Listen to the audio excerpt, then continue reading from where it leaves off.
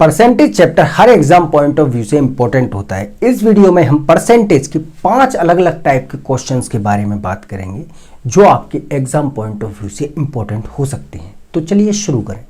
देखिए क्वेश्चन दिया है, एक सिलेंडर की त्रिज्या 60% बढ़ जाए और उसकी ऊंचाई 50% कम हो जाए तो उसके आयतन के प्रतिशत में परिवर्तन निकालें। देखिए आपसे बात की है सिलेंडर के बारे में और आपसे कहा है उसका आयतन। तो आप सबसे पहले देखिए सिलेंडर का आयतन होता क्या है। सिलेंडर का आयतन क्या होता है? वो होता है पाई आर स्क्वायर एच, यानी बेलन होता है सिलेंडर। ठीक है, अब आपसे कहा है कि उसकी त्रिज्या 60% बढ़ रही है, यानी कि हम देखें त्रिज्या 60% बढ़ रही है। अब परसेंट हटाएंगे तो नीचे 100 आएगा। ठीक है, यानी कि हमने काटा 20 से 3/5 होगा। ठीक है, अब देखिए ये जो होता है ये ओरिजिनल नंबर होता है, यानी अगर पहले हम देखें त्रिज्या 5 थी और अब 3 और बढ़ गई। हम अगर रेशो बनाए त्रिज्या का, तो अगर पहले त्रिज्या 5 थी और अब 3 और बढ़ गई, ये जो होती है, क्योंकि इसने कहा है 60% बढ़ गई, तो ये बढ़ी है 3, तो कितनी हो गई? 8 हो गई। ठीक है, यहाँ तक क्लियर। ऐसे ही उसने कहा है ऊंचाई क्या हो रही है? 50% कम हो जाए। अब परसेंट यहाँ भी हटाया तो क्या? नीचे 100, यानी कितना?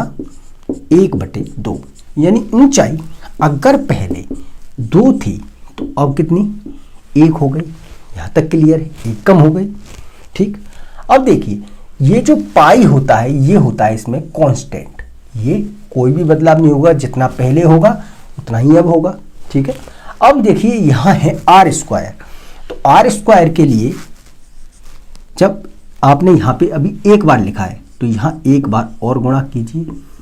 अब ऐसा क्यों किया? देखिए पाई कांस्टेंट है, पाई यहाँ भी आएगा यहाँ भी आएगा, आप दोनों में लगाएंगे। हम देखें यहाँ से, देखिए ये आर स्क्वायर एच हो रहा है, अगर मैं यहाँ पाई लगा दूँ आर स्क्वायर एच तो पहले वाला आयतन आ जाएगा। यानी अगर पहले आयतन हम देखें 25 दूनी 50, अब कितना? 64, और ये यहाँ भी आप पाई लगा दीजिए। ठीक, ये तो वैसे भी कैंसिल हो जाएगा या नहीं? बिल्कुल हो जाएगा। अब ये आ गया किसका? आयतनों का अनुपात, V1 रेशो V2 लिख लें। अब देखिए ये क्या हो रहा है? इंक्रीज हो रहा है। कितना? देखिए 50 था पहले, अब कितना हो गया? 64। कितना बढ़ गया?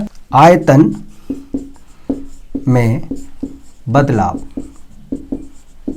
कितना? देखिए 64 में से 50 घटाया कितना?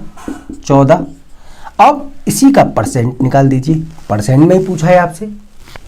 तो 14 ये बढ़ा है किससे? पहले कितना था? पहले इतना था, 50 गुणा 100%, यानी कितना? तो ये कितना? 28% पहले से बढ़ गया। ये हो गया आंसर। आइए अगले क्वेश्चन पे चलते हैं। ये क्वेश्चन दिया है, एक व्यक्ति अपनी आय का 75% खर्च करता है। यदि उसकी आय में 28% की वृद्धि और उसके व्यय में 20% की वृद्धि हो जाए तो उसकी बचत में कितने प्रतिशत की वृद्धि या कमी होगी? देखिए आप सबसे पहले ये समझ लीजिए कि आय जो होती है वो किसके बराबर होती है? वो होती है बचत प्लस व्यय, यानी खर्च। जितना आपने खर्चा किया और जितना आपने बचाया वही आपकी आय होगी। अब मान लीजिए कि व्यक्ति की आय ने, मान ली व्यक्ति की आय जो थी वो मान लीजिए 100 थी। आपसे कहा है कि 75% वो खर्च कर देता है। ठीक है, यानी ये उसकी इनकम है। 100 इनकम थी, ये इनकम लिख लीजिए, यहाँ आय, यहाँ खर्चा और यहाँ बचत। ठीक है, आपसे कहा है 75% खर्च कर देते हैं, यानी 100 का 75 वो खर्च कर देता है, यानी कितना बचा रहा है? 25 बचा रहा होगा, बिल्कुल बचा रहा होगा। अब आगे कहा है यदि उसकी आय में 28% की वृद्धि, यानी कि पहले से 28% वृद्धि, यानी कितनी हो गई? 128 हो गई। ठीक है, और उसके व्यय में 20% की वृद्धि हो जाए, खर्चे में 20% की वृद्धि, यानी कि 75 का 20% यानी 120/20 100, 25 3 4 3 0, यानी कितना हो गया खर्चा 90। अब बचाएगा कितना, इसमें से इसे घटा दीजिए, यानी 8 और ये 12 में से 9 गया तो 3। फिर आपसे आगे पूछा है तो उसकी बचत में कितने प्रतिशत की वृद्धि या कमी होगी। अब देखिए बचत पहले 25 थी अगर, तो अब कितनी हो गई 38, यानी बचत इंक्रीज हो रही है, बढ़ रही है, कितनी 13 बढ़ रही है। परसेंट में वृद्धि कितनी होगी 13, किससे, पहले 25 थी, गुणा 100%, 4 यानी कितना 52% उसकी बचत में वृद्धि हो गई। ये हो गया आंसर। आइए अगले क्वेश्चन पे चलते हैं। अब देखिए क्वेश्चन दिया है, एक गांव की जनसंख्या 9800 थी, एक साल में पुरुषों की आबादी में 8% की वृद्धि हुई और महिलाओं की संख्या में 5% की वृद्धि हुई, तो इससे गांव की जनसंख्या 10,458 हो गई। तो इससे पहले गांव में पुरुषों की संख्या क्या थी।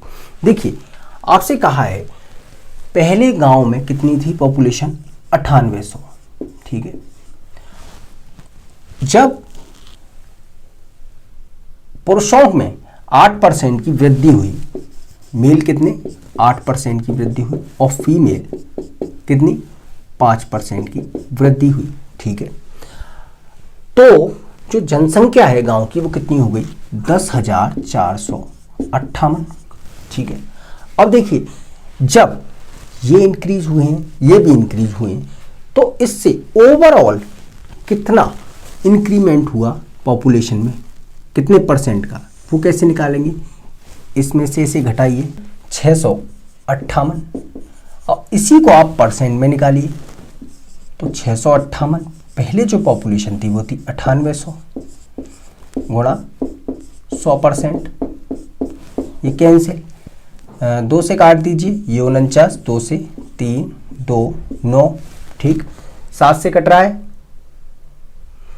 7 से 7 बार, 7 चौक 28, 4 और ये कितना 9, 7 7 49, यानी कितना 47/7%। यानी हम देखें, हम इसे एलिगेशन से करेंगे, यहाँ मेल है यहाँ फीमेल है, ये 8% इंक्रीज हुई, ये 5% इंक्रीज हुई, ठीक है। अब ये दोनों की इंक्रीज हुई है तो ये आएगी बीच में 47/7%, ठीक है। अब 8 में से इसे घटाइए तो एलसीएम लेंगे, यहाँ 8 - 47/7, 7 56, 47 कितना बचेगा 6 और 3 9/7, यानी ये आ गया 9/7। अब इसमें से 47/7 में से घटा दीजिए 5, ये 7 47, 7 पंजे 35, कितना 12/7, ये हो गया 12/7%। इससे ये कैंसिल हो गया, ये हो गया 12:9, यानी 3 से काटा, ये 4 3, कितना 4:3। यानी आपसे पूछा है इससे पहले गांव में पुरुषों की संख्या क्या थी। ये जो रेशो आया है तो इसमें मेल का आपको निकालना है, यानी 4 बटे ये कितना 4 और 3 7, और पहले जो पॉपुलेशन थी गांव की वो कितनी थी 9800, ठीक है। काट दीजिए, कितनी बार कटेगा 1400, यानी कितनी 5600 थी इससे पहले गांव की जनसंख्या। ये हो गया आंसर। आइए अगले क्वेश्चन पे चलते हैं। अब देखिए क्वेश्चन दिया है, एक छात्र 43% अंक प्राप्त करता है और वह 72 अंकों से फेल हो जाता है, लेकिन जब वह 57% अंक प्राप्त करता है तो उसे 40 अंक अधिक प्राप्त होते हैं, तो प्राप्तांक प्रतिशत निकालें। देखिए आपसे कहा है एक छात्र है, जब उसे 43% नंबर मिलते हैं तो वो 72 नंबरों से फेल हो जाता है। यानी कि अगर उसे हम देखें 43% नंबर मिले, ठीक है, और वो 72 नंबर से फेल हो गया, यानी अगर उसे हम देखें 72 नंबर और मिल जाते तो वो पास हो जाता, बिल्कुल हो जाता। अब आगे कहा है, लेकिन जब वह यही स्टूडेंट है 57% नंबर लाता है तो उसे 40 नंबर ज़्यादा मिलते हैं। यानी अगर इसे 40 कम मिल जाते तो भी ये पास हो जाता। अब नंबर्स को एक साइड में, परसेंट वालों को एक साइड में, तो 72 प्लस 40 57%, 43%। ये 2 और 7 और 4 11, ये कितना 14%। यानी हम यहाँ से 100% निकालें तो क्या हो जाएगा 112 बटे 14%, 100%, परसेंट से परसेंट कट गया। अब ये कितनी बार कटेगा 8 बार, यानी कि उसका टोटल जो पूर्णांक था वो कितने का था 800 का था। यानी अब आपको 5% निकालना है। 5% कैसे निकालेंगे, अब देखिए ये 43 बटे 100 गुणा 800 प्लस 72, कितना 8 तिया 24, 8 चौक 32, 32 और 2 34 प्लस 72, ये 6 7 4 11, 416 इतने नंबर। अब इसका इससे परसेंट निकाल दीजिए, परसेंट निकाल दीजिए तो 416 बटे 800 गुणा 100%, 0 से 0 अड़पन 40 और 2 कितना 52% मार्क्स। ये होगा आंसर। आइए अगले क्वेश्चन पे चलते हैं। अब देखिए क्वेश्चन दिया है, एक स्कूल में लड़कियों और लड़कियों की संख्या का अनुपात 7:5 है। यदि 65% लड़के और 81% लड़कियां छात्रवृत्ति धारक हैं तो उन छात्रों का प्रतिशत निकालें जिन्हें छात्रवृत्ति नहीं मिलती। देखिए एक स्कूल है, उसमें बॉयज और गर्ल्स का रेशो आपको दिया हुआ है 7 और 5 का। यानी हम देखें, हम अगर मान लें कि अगर स्कूल में 700 लड़के हैं और 500 लड़कियां हैं तो कोई दिक्कत नहीं है, 0 से 0 कैंसिल होंगी और इसका रेशो 7:5 ही रहेगा। यानी कि हम अगर देखें तो स्टूडेंट कितने होंगे टोटल, ये 1200 होंगे, बिल्कुल होंगे। अब आपसे आगे कहा है कि 65% ऐसे लड़के हैं जिनको स्कॉलरशिप मिल रही है और 81% 81% ऐसी गर्ल्स हैं जिनको स्कॉलरशिप मिल रही है। तो हमें निकालना है जिनको स्कॉलरशिप नहीं मिल रही। यानी कि देखो बॉयज़ जिनको स्कॉलरशिप मिल रही है वो कितने हैं 65%।